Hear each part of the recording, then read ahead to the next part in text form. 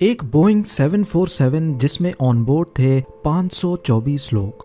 24,000 feet पे अचानक जहाज की टेल हवा में अलग हो जाती है। फ्लाइट क्रू के पास ना कंट्रोल्स बचे थे, ना ही डायरेक्शन। केबिन में ना था ऑक्सीजन और ना ही एयर प्रेशर। लेकिन उसके बावजूद वो अगले 45 मिनटों तक जहाज को हवा में कैसे रखते हैं। ये कहानी है इंसानी हौसले, इंजीनियरिंग फेलियर और एक ऐसी फ्लाइट की जिसमें किसी किस्म का कंट्रोल नहीं बचा था। और वो फ्लाइट थी जापान एयर 123। जेम टीवी की वीडियोस में एक बार फिर से खुशामदीद। नाजरीन, 12 अगस्त 1985 को जापान एयरलाइन का एक बोइंग 747 टोक्यो के हनीदा एयरपोर्ट पर खड़ा पैसेंजर्स को ऑफ बोर्ड कर रहा था। ठीक 1 घंटे के बाद इसे दोबारा से टेक ऑफ करके ओसाका जाना था। हजारों लोग रोजाना टोक्यो से ओसाका का सफर करते हैं, पर आज का दिन कुछ एक्स्ट्रा ही बिजी था क्योंकि जापानीज हॉलिडे सीजन ओबॉन के लिए लोग अपने अपने होम टाउन्स जा रहे थे। हनीदा एयरपोर्ट पर जहाज की सफाई के बाद जापान एयर 123 में 509 पैसेंजर्स और 15 क्रू मेंबर्स ऑन बोर्ड हुए। क्रू के लिए ये एक रूटीन की फ्लाइट थी, पर पैसेंजर्स को इल्म नहीं था कि जिस जहाज में वो सफर करने जा रहे हैं वो बरसों पुरानी एक कमजोरी का शिकार है। एक ऐसा हौलनाक मसला जिसका ना पायलट्स को इल्म था, ना ही फ्लाइट इंजीनियर को। बिजी शेड्यूल की वजह से इस खास बोइंग 747 की ये आज की 6th फ्लाइट होने वाली थी। 3 कॉकपिट क्रू की बात की जाए तो इसमें 49 ईयर्स के कैप्टन मासामी टाकाहामा फ्लाइट को लीड करेंगे, जिनका टोटल 12,000 घंटों का एक्सपीरियंस था। फर्स्ट ऑफिसर 39 ईयर्स के युटाका ससाकी थे, जिनकी कैप्टन के लिए प्रमोशन होने का प्रोसेस ऑलरेडी चल रहा था और ये फ्लाइट उनकी प्रमोशन के लिए सबसे अहम थी। इनका टोटल 3,900 घंटों का एक्सपीरियंस था। थर्ड कॉकपिट क्रू में 46 साल के फ्लाइट इंजीनियर हिरोशी फुकुडा थे, जिनका काम पायलट सीट्स के पीछे बैठकर जहाज के टेक्निकल मसलों पर नजर रखना था। कॉकपिट क्रू की काबिलियत देखकर ये कहना गलत नहीं होगा कि 509 पैसेंजर्स की जान बिल्कुल महफूज हाथों में मौजूद है। पर क्रू की तरह क्या ये जहाज भी इस काबिल है कि नहीं, इसका अंदाजा थोड़ी ही देर में हो जाएगा। शाम के 6:04 पे जापान एयर 123 के दरवाजे बंद किए गए और पायलट ने जहाज को रनवे 15L तक टैक्सी करना शुरू किया। टोक्यो से ओसाका तक ये बहुत छोटी फ्लाइट होने वाली थी, सिर्फ 1 घंटे और 12 मिनट। यानी जब तक जहाज अपने क्रूजिंग एल्टीट्यूड 24,000 फीट पे पहुंचेगा, उसी वक्त उसे नीचे उतारने की तैयारी शुरू की जाएगी। टोक्यो में मौसम बिल्कुल साफ था, लेकिन आज के दिन जापान में कई थंडर स्टॉर्म्स उभर रहे थे, जिसकी वजह से पायलट को हिदायत दी गई थी कि वो टोक्यो से डायरेक्टली ओसाका तक नहीं बल्कि ओशन के ऊपर से होकर जाएंगे। अब रनवे 15L पर जापान एयर 123 टेक ऑफ के लिए बिल्कुल तैयार थी। 6:12 पे कंट्रोल टावर से परमिशन मिलने के बाद पायलट ने जहाज के थ्रस्ट लिवर्स ऊपर किए और कामयाबी से टेक ऑफ कर गया। यहाँ तक जो कुछ भी हुआ वो बिल्कुल नॉर्मल था। पर टेक ऑफ के ठीक 12 मिनटों के बाद सगामी बे के ऊपर जहाज के अंदर एक पुरइसरार आवाज आती है और साथ ही सबसे पीछे टेल वाले हिस्से में एक सुराख हो जाता है। जो पैसेंजर्स अभी तक अपने घर जाने की खुशी में बहुत एक्साइटेड थे, उनकी एक्साइटमेंट पलक झपकते ही खौफ में बदल जाती है, क्योंकि सुराख होने की वजह से केबिन में शोर शराबा शुरू हो गया और लूज पड़ी हुई चीजें तेजी से उस सुराख की तरफ खिंचने लगती हैं। ये सब इतनी तेजी से हुआ कि ये आइडिया लगाना भी मुश्किल था कि आखिर हुआ क्या है। ये आवाज इतनी ज्यादा थी कि इसको कॉकपिट में भी सुना गया। कॉकपिट वॉइस रिकॉर्डर में ये आवाज कुछ इस तरह महसूस हुई।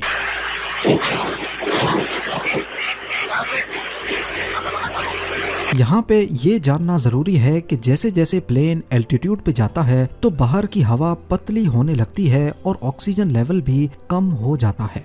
इसको काउंटर करने के लिए केबिन के अंदर आर्टिफिशियल प्रेशर भरा जाता है, जो लगभग जमीन के एटमॉस्फेरिक प्रेशर के बराबर होता है, जिसका मतलब ये कि 24,000 फीट पे बाहर प्रेशर कम और केबिन के अंदर प्रेशर ज्यादा होता है।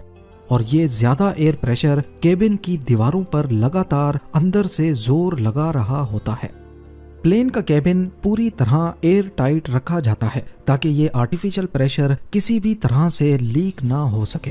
पर अगर केबिन का कोई छोटा सा भी हिस्सा कमजोर होगा तो एयर प्रेशर उस जगह को फाड़कर एक सुराख पैदा कर सकता है, जिसकी वजह से केबिन का आर्टिफिशियल प्रेशर खत्म हो जाएगा और पैसेंजर्स की तबीयत बिगड़ सकती है। इसके अलावा ऑक्सीजन लेवल कम होने की वजह से सांस लेने में दुश्वारी भी हो सकती है।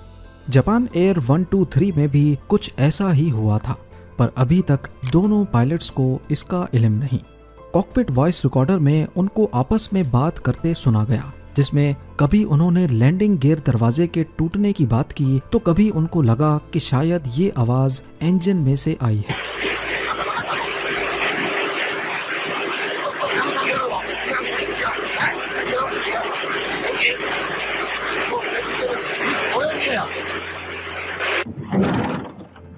पर हकीकत ये थी कि फ्यूजलाज का सबसे पिछला हिस्सा जहाज से अलग हो चुका था और साथ ही वो रडर को भी ले उड़ा।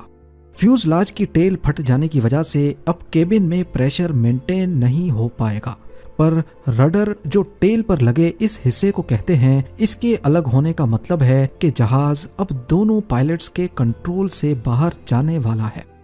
रडर का काम जहाज की यॉ मूवमेंट को कंट्रोल करना होता है।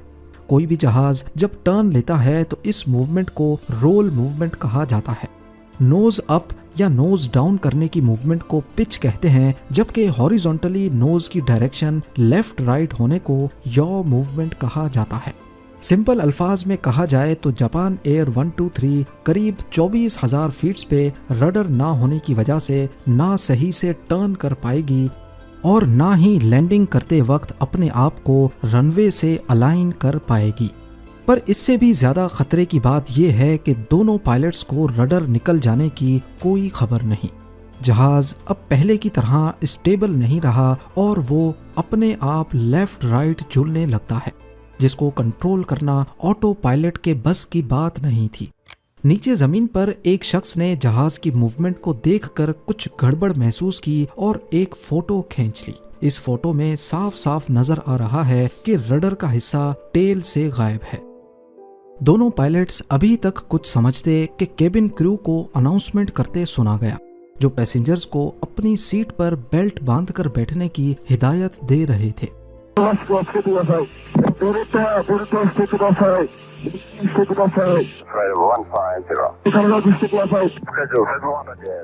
उधर कॉकपिट में मौजूद कैप्टन को मामला गड़बड़ लगा तो सबसे पहले उन्होंने ट्रांसपॉन्डर की फ्रीक्वेंसी 7703 पर रख दी, जो कि एक यूनिवर्सल डिस्ट्रेस सिग्नल है। यानी अब तमाम कंट्रोल टावर्स को पता चल जाएगा कि जापान एयर 123 इमरजेंसी सिचुएशन में है। कैप्टन ने फैसला किया कि जहाज को वापस टोक्यो में लैंड किया जाए, पर क्या प्लेन ऐसा करने के काबिल भी है या नहीं। सबसे पहले उन्होंने कंट्रोल टावर को इमरजेंसी सिचुएशन के बारे में बताया और वापस टोक्यो लैंडिंग की परमिशन मांगी। कंट्रोल टावर ने कैप्टन को 90 डिग्री टर्न लेकर टोक्यो में लैंड करने की परमिशन दे दी। फर्स्ट ऑफिसर जो कंट्रोल्स पर बैठे थे, उन्होंने प्लेन को राइट की तरफ मोड़ा, ठीक 40 डिग्रीज के एंगल में। पर दोनों पायलट्स ये देखकर मजीद खौफजदा हो गए कि प्लेन का एंगल 40 डिग्री से काफी ज्यादा था। इस मौके पर कैप्टन को चिल्लाकर फर्स्ट ऑफिसर को बोलते सुना गया कि बैंक एंगल कम करो। पर एंगल किसी सूरत कम नहीं हुआ। को पायलट ने बार बार कोशिश की, पर प्लेन उसके किसी भी इनपुट का जवाब नहीं दे रहा था। इतने में फ्लाइट इंजीनियर ने दोनों पायलट्स को बताया कि हाइड्रोलिक प्रेशर तेजी से कम हो रहा है, और देखते ही देखते हाइड्रोलिक प्रेशर 0 पे आ गया। यही वो पॉइंट था जब कॉकपिट में मौजूद तीनों क्रू मेंबर्स को पता लग गया कि प्लेन अब उनके कंट्रोल से बाहर निकल चुका है। जिनको पता नहीं तो उनको बताते चलें कि प्लेन के जितने भी कंट्रोल्स होते हैं, जिसमें लेफ्ट राइट टर्न के लिए लगे एलरॉन्स, पिच के लिए एलिवेटर्स, स्पीड कम करने के लिए फ्लैप्स, इन सब को फ्लाइट के दौरान, खास तौर पर जब 1000 किलोमीटर/आवर की विंड सामने से लग रही हो, हाथ से हिलाना नामुमकिन होता है। इसीलिए इनको हाइड्रोलिक प्रेशर की मदद से मूव किया जाता है। और जापान एयर 123 की जो टेल टूटी थी वो अपने साथ कुछ हाइड्रोलिक पाइप्स को भी फाड़ चुकी थी। यही वजह थी कि अब जहाज का पूरा हाइड्रोलिक प्रेशर भी खत्म हो गया और कॉकपिट के कंट्रोल्स किसी शो पीस की तरह रह गए। 24,000 फीट की बुलंदी पर जापान एयर 123 कई मसलों का शिकार हो चुकी थी। केबिन प्रेशर खत्म हो चुका था, ऑक्सीजन मास्क निकल आए, हाइड्रोलिक प्रेशर खत्म होने की वजह से इसके कंट्रोल्स नाकारा हो चुके थे। और सबसे खतरे की बात ये कि अब पैसेंजर्स और पायलट्स को लो प्रेशर की वजह से हाइपोक्सिया होने लगा। हाइपोक्सिया उस कंडीशन को कहते हैं जब बॉडी में ऑक्सीजन लेवल कम हो जाने की वजह से कंफ्यूजन हो जाती है, फैसले करना मुश्किल हो जाता है, मूवमेंट्स स्लो हो जाती हैं और यहाँ तक कि इंसान बेहोश भी हो जाता है। इतने में कैबिन क्रू को ऑक्सीजन मास्क लगाने की अनाउंसमेंट करते सुना गया।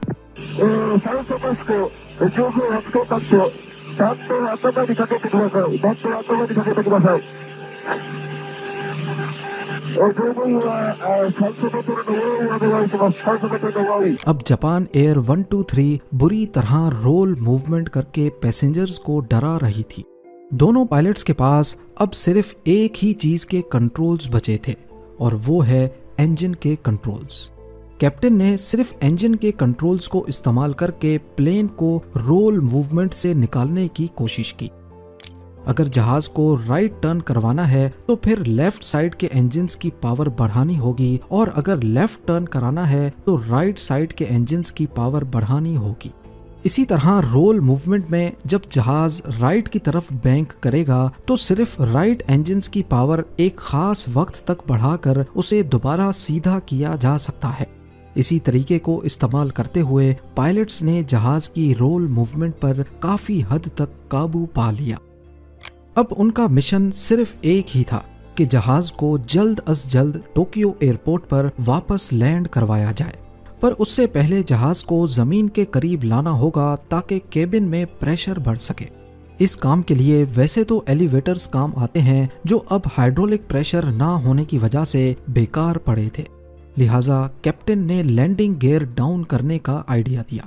लैंडिंग गियर जहाज में एक्स्ट्रा ड्रैग पैदा करता है जो स्पीड को कम कर सकता है, पर ये लैंडिंग गियर भी हाइड्रोलिक प्रेशर से ही खुलते हैं, लिहाजा कैप्टन ने लैंडिंग गियर को अपने ही वजन पर खोलने का इरादा किया और खुशकिस्मती से वो खुल भी गए। अब 6:45 पे जापान एयर 123 ओत्सुकी नामी शहर के ऊपर एक गोल चक्कर लगाता है और उसका एल्टीट्यूड 24,000 फीट से 13,500 फीट हो जाता है, जो कि पायलट्स की एक बड़ी कामयाबी थी। केबिन में प्रेशर और ऑक्सीजन दोनों बेहतर हो जाते हैं, पर खतरा अभी तक टला नहीं। उनको यहाँ से राइट टर्न लेकर टोक्यो की तरफ जाना था, पर सिर्फ इंजन कंट्रोल्स के जरिए प्लेन को टर्न करना पायलट्स के लिए बहुत मुश्किल पैदा कर रहा था। अगर वो इंजन का थ्रस्ट बढ़ाते तो प्लेन की नोज काफी ऊपर हो जाती, जिससे स्पीड भी कम हो रही थी, और अगर स्पीड ज्यादा कम हुई तो प्लेन स्टॉल करके जमीन पर गिर सकता है। ना चाहते हुए अब जहाज जापान के पहाड़ी इलाके में दाखिल हो गया। कम एल्टीट्यूड पर बिना कंट्रोल्स के जहाज को टोक्यो की तरफ मोड़ना एक इम्पॉसिबल टास्क लग रहा था। 6:48 पे कैप्टन को फर्स्ट ऑफिसर को ये बोलते सुना गया कि राइट टर्न करो, आगे पहाड़ है।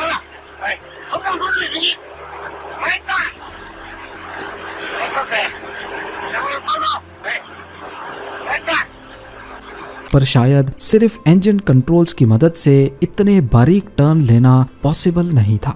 इस वक्त कॉकपिट में तरह तरह के अलार्म्स बजते हुए भी सुने गए। ना चाहते हुए भी जहाज टोक्यो से बहुत दूर माउंटेन रेंज के ऊपर सिर्फ 6,800 फीट पे आ चुका था। कुछ ही मिनटों के बाद 6:54 PM पे कैप्टन की बौखलाहट उसकी आवाज से अच्छी तरह जाहिर हो रही थी, और फिर फाइनली 2 मिनट के बाद कॉकपिट में कुछ इस तरह की आवाजें रिकॉर्ड हुईं।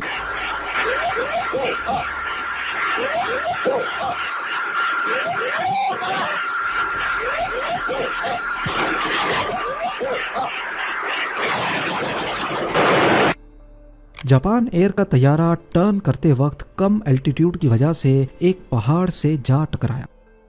इस हादसे में सिर्फ 4 लोग जिंदा बच सके जो केबिन के सेंटर में लेफ्ट साइड पे बैठे थे। बाकी तमाम क्रू और पैसेंजर्स की जानें इस हौलनाक हादसे की नजर हो गईं। इन्वेस्टिगेशन में मालूम पड़ा कि 7 साल पहले लैंडिंग करते वक्त इसी जहाज की टेल रनवे से टकराई थी। उसके बाद कई हफ्तों तक जहाज रिपेयरिंग के लिए ग्राउंड रहा और बोइंग के टेक्नीशियंस इस पर रिपेयरिंग का काम करते रहे। इन्वेस्टिगेशन में मालूम पड़ा कि टेक्नीशियंस ने टेल की स्प्लाइस प्लेट गलत तरीके से इंस्टॉल की थी। इन्वेस्टिगेटर्स ने कैलकुलेट करके बताया कि ये फॉल्टी रिपेयर कैबिन को सिर्फ 11,000 साइकिल्स तक प्रेशराइज कर सकती है, जबकि जापान एयर 123 इसी कंडीशन में 12,500 साइकिल्स मुकम्मल कर चुका था और इत्तेफाक से आज ही के दिन ये प्रेशर बर्दाश्त नहीं कर पाया।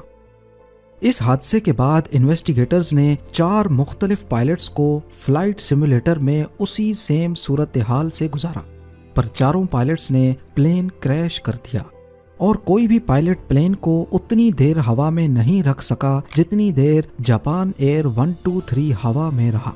ये काफ़ी हैरानी की बात है क्योंकि सिमुलेटर में बैठे पायलट्स के पास 2 बहुत बड़े फायदे थे। एक तो उन्हें पहले से पता था कि मसला क्या है और दूसरा उनके जहन में ये सुकून था कि उनकी जान नहीं जाएगी। इन कंडीशंस को देखते हुए ये कहना गलत नहीं होगा कि जापान एयर 123 के दोनों पायलट्स ने आखिरी दम तक जहाज को कंट्रोल करने की बेहद कोशिश की और उसे 45 मिनटों तक हवा में ही रखा। उम्मीद है ज़ेम टीवी की ये वीडियो भी आप लोग भरपूर लाइक और शेयर करेंगे। आप लोगों के प्यार भरे कमेंट्स का बेहद शुक्रिया। मिलते हैं अगली शानदार वीडियो में।